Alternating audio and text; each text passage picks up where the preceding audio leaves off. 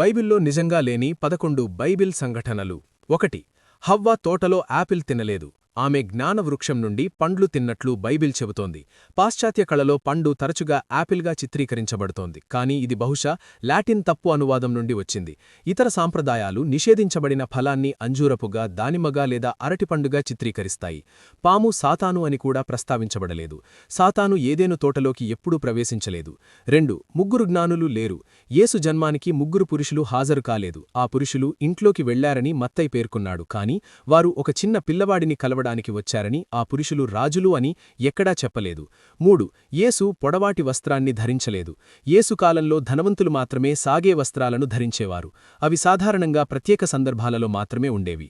వస్త్రంలో యేసు చిత్రం చాలా ఇటీవలిది. దీనిని ఇటాలియన్ పునరుజ్జీవనోద్యమ కళాకారులు కనుగొన్నారు. యేసు బహుశా మోకాళ్ల వరకు ఉండే ట్యూనిక్ ధరించేవాడు. 4. మరియ గాడిదపై ఎక్కలేదు. యోసేపు, మరియలు తమ బిడ్డను కనడానికి బెత్లెహేముకు వెళ్లారు. సువార్తలలో అంతే చెప్పబడింది. ఆమె ఏ జంతువునూ ఎక్కినట్లు ప్రస్తావన లేదు. వారు బహుశా అన్ని మార్గములందు నడిచి వెళ్లవలసి వచ్చింది. 5. దేవదూతలకు రెక్కలు లేవు, లేదా కనీసం బైబిల్ దాని గురించి ప్రస్తావించలేదు. మరణాంతర జీవితంలో ప్రజలు దేవదూతలుగా మారడం గురించి కూడా ఏమీ లేదు. సెరఫింలను మాత్రమే రెక్కలుగల జీవులుగా వర్ణించారు. బైబిల్లో వారిని ఎప్పుడూ దేవదూతలు అని పిలవలేదు. 6. యేసు వడ్రంగి కాదు.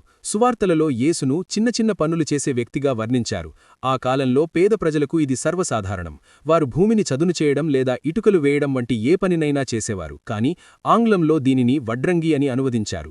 7. యోనాను తిమింగలం లింగలేదు. బైబిల్ ఎప్పుడూ తిమింగలాన్ని ప్రస్తావించలేదు. యోనా 1:17లో దేవుడు గొప్ప చేపని పంపినట్లు ప్రస్తావిస్తుంది. మత్తయి సువార్త తిమింగలాన్ని ప్రస్తావిస్తుంది, కానీ అది మరొక తప్పు అనువాదం. 8. దేవుడు మర్మమైన మార్గాల్లో పనిచేస్తాడు. ఈ కోట్ బైబిల్ నుండి రాలేదు. ఇది 19వ శతాబ్దపు ఆంగ్ల శ్లోకం యొక్క వివరణ.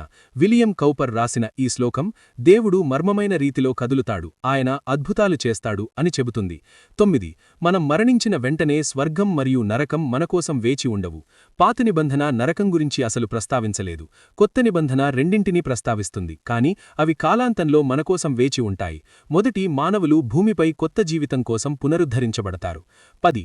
పరిశుభ్రత దైవభక్తి పక్కనే ఉంది. ఇది తరచుగా బైబిల్కు తప్పుగా ఆపాదించబడిన మరొక కోట్. నిజానికి ఇది 18వ శతాబ్దపు ప్రసంగం నుండి వచ్చింది. ఈ ప్రసంగం మెథడిజం స్థాపకుడు జాన్ వెస్లీ ద్వారా ఇవ్వబడింది. ఈ సామెత యొక్క వర్షన్ను ఫ్రాన్సిస్ బ్యాకన్ కూడా ఉపయోగించారు. 11. యేసు పుట్టినరోజు డిసెంబర్ 25 కాదు. సువార్తలు యేసు పుట్టిన తేదీని ఎప్పుడూ పేర్కొనలేదు. ఆయన శీతంకాలంలో జన్మించాడని అనుకోవడానికి ఎటువంటి కారణం లేదు.